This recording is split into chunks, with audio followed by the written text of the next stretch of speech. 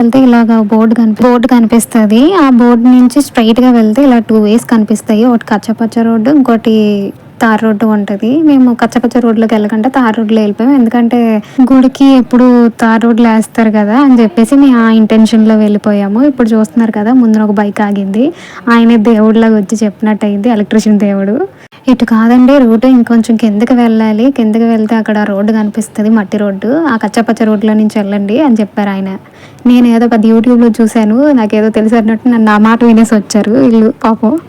చెప్పాలంటే నాకు కూడా తెలీదు ఆ రోడ్డు ఈ రోడ్డే, మనం వదిలేసి వెళ్ళిపోయాము. ఈ రోడ్డు కన్నా ఒక 2 కిలోమీటర్స్ ముందుకే వెళ్ళిపోయాము. అటువైపు వెళ్తే ఇంకో గుడి ఉంటుందంట.